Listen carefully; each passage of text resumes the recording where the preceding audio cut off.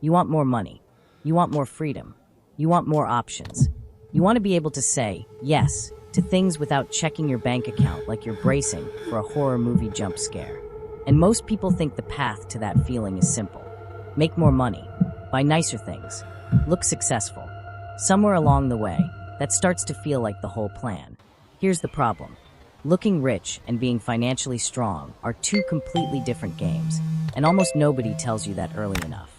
You can have the luxury car in the driveway, the expensive clothes in the closet, the newest phone in your pocket, and still watch your money disappear every single month like it was never really yours to begin with.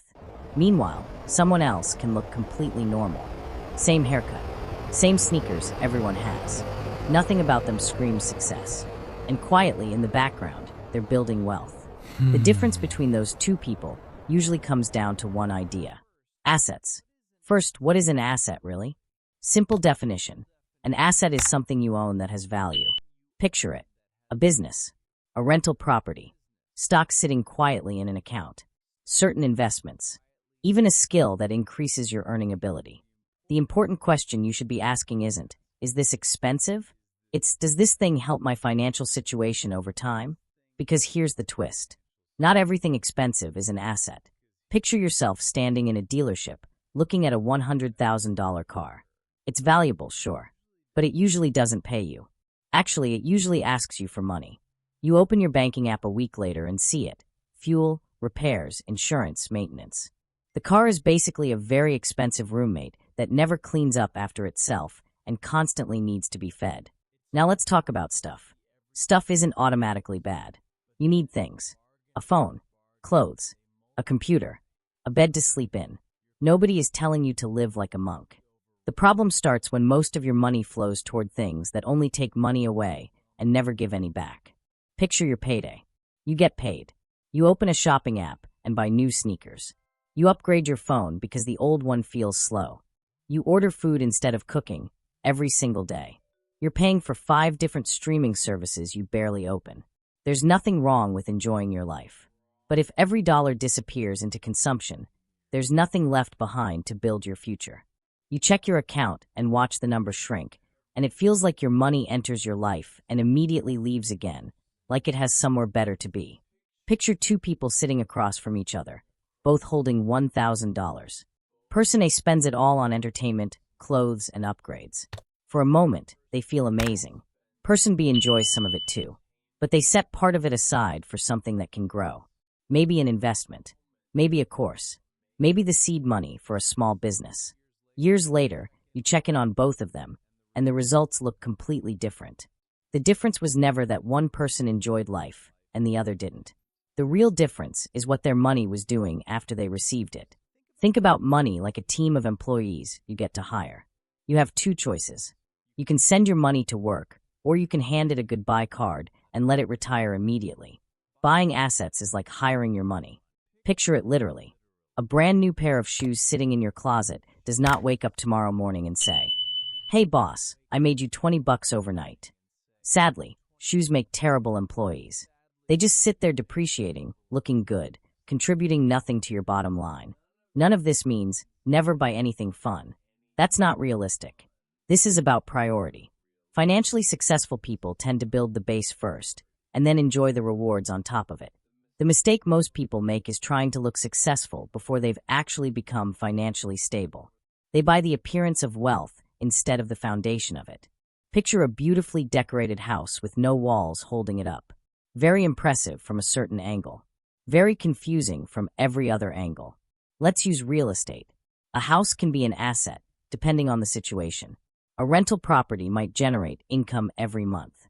But your personal home is more complicated. If you own a house, yes, it has value, but it also comes with costs. Repairs show up uninvited. Property taxes arrive like clockwork. A business is another classic asset. Picture a small restaurant. The owner invests money into equipment, rent, workers, food. Every month, the bills come due. But if the business earns more than it costs to run, it creates profit. That profit gets reinvested. Now picture your phone screen, an investing app open, a stock ticker moving in real time. When you buy a stock, you're buying a small ownership piece of a real company. Some companies also pay dividends. But investing is not guaranteed money. Prices can drop. Companies can fail. A new phone comes out. Everyone wants it. Better camera. Better screen. This is where people confuse wants and needs. But if you're upgrading every single year just because the internet decided your current phone is old, you're quietly turning money into a shrinking object. Depreciation means something loses value over time. Cars usually depreciate. Electronics usually depreciate. Some things go the opposite direction. Some assets can increase in value, and that's called appreciation. Sneakers are an interesting case study. Most sneakers are just products, but some rare collectible sneakers become genuinely valuable. Why? Scarcity, demand, condition. The market decides, not the price tag on the box. Here's the trap. When people earn more money, they often increase spending. This is called lifestyle inflation. You get a better job. More income hits your account. So you upgrade everything. Your income rises. Your expenses rise right along with it. Social media makes all of this worse. You scroll and see people showing off luxury watches, cars, trips, designer clothes. What you don't see is the debt, the loans, the financial stress sitting quietly behind the scenes out of frame. Someone buys avocado toast every morning. People online joke, "You're broke because of avocado toast." The real question isn't, "Did you buy breakfast today?" The real question is, are you consistently using your money in a way that actually helps your goals? The biggest advantage of owning assets isn't just the money itself. It's the options that money creates. The option to change jobs without panicking. The option to handle an emergency without spiraling. The option to take an opportunity the moment it appears. Not all assets are things you can physically touch.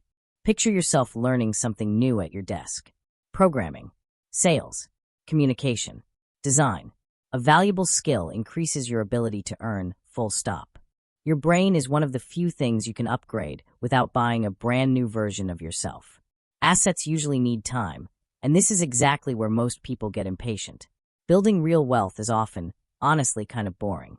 A plant doesn't grow any faster because you stand over it, staring at it every 5 minutes. Same idea applies here. A healthy approach is balance, not extremes. Enjoy your money. Have some fun with it. The real goal is making sure your spending today doesn't quietly destroy your options tomorrow. Money is a tool you're supposed to use. It was never supposed to use you. Before your next purchase, picture yourself pausing for 1 second and asking, is this helping me build something? A vacation can create memories. A good meal can improve your day. A hobby can make you happier. Understanding the difference between enjoyment and financial growth is what actually gives you control. Looking wealthy is about what people see when they look at you. Building wealth is about what you actually own when nobody's watching. One of those gets you attention.